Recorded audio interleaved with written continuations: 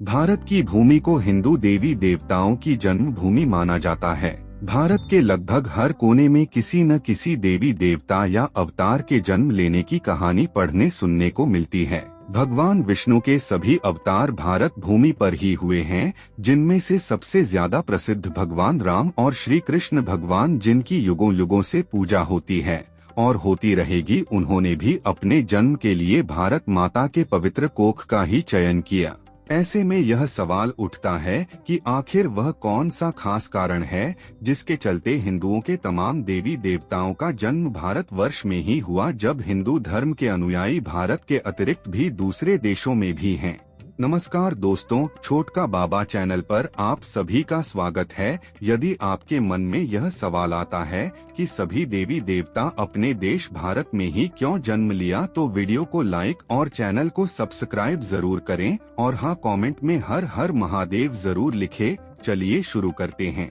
क्या आपने सोचा है कि सदियों पुरानी पौराणिक कथाएं जो हम पढ़ते सुनते आए हैं, उसमें सभी देवी देवताओं का जन्म भारत में ही क्यों हुआ है? भारतवर्ष का पावन इतिहास क्या है और हिंदू देवी देवताओं का हिंदू धर्म पर कितना प्रभाव है?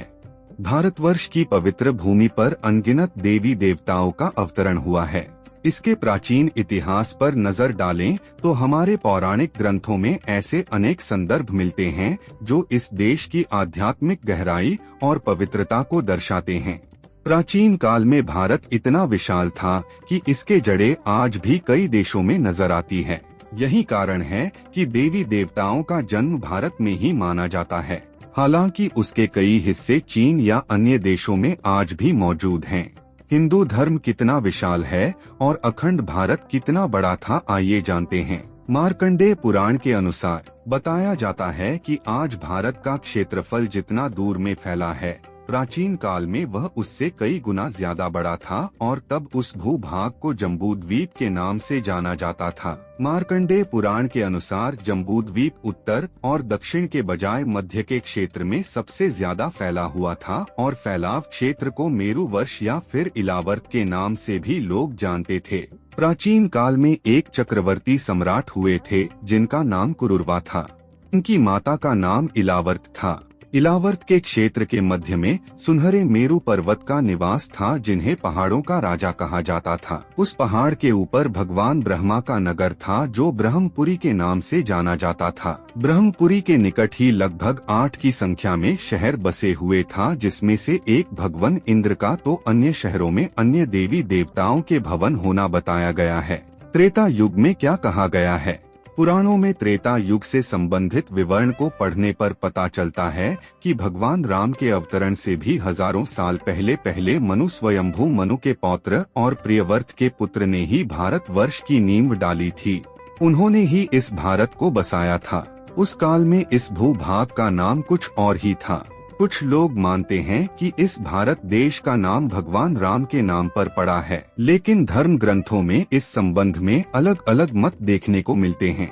इसके अनुसार अलग अलग ग्रंथों में भारत की उत्पत्ति के संबंध में अलग अलग विचार पढ़ने को मिलते हैं। वायु पुराण में बताया गया है कि प्राचीन काल में कोई महाराज प्रियव्रत थे जिनकी अपनी कोई पुत्र संतान नहीं थी, इसलिए उन्होंने अपने नाती जिसका नाम अग्निद्र था उसे गोद ले लिया था, जिसका लड़का नाभि था। नाभि की पहली बेटी मेरु से जो बेटा पैदा हुआ उसका नाम ऋषभ था। इसी राजा के पुत्र भरत हुए और इन्हीं के नाम पर हमारे देश का नाम भारतवर्ष पड़ा। इंडोनेशिया के जावा में प्रम्बानन मंदिर प्राचीन जावा का सबसे विशाल हिंदू मंदिर है। इसके अतिरिक्त भी मैक्सिको, बाली और अन्य देशों में हिंदू देवी देवताओं के मंदिर देखने को मिलते हैं। आपको बता दूं कि जहां भगवान विष्णु के प्रसिद्ध अवतार भगवान राम का जन्म अयोध्या में हुआ था, वहीं भगवान कृष्ण का जन्म मथुरा में हुआ था। इसी तरह भगवान हनुमान जी का जन्म किष्किंधा में हुआ था। भगवान भोलेनाथ कैलाश में वास करते हैं। ये सभी स्थल भारत में ही हैं। सभी के सभी हिंदुओं के महान देवता हैं और इन सभी का पूरी दुनिया में पूजा की जाती है।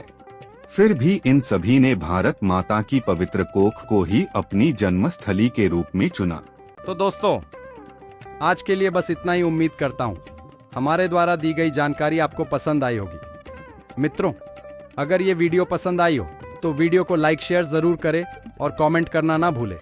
दोस्तों, अगर आपने हमारा चैनल सब्सक्राइब नहीं किया है तो सब्सक्राइब जरूर करें।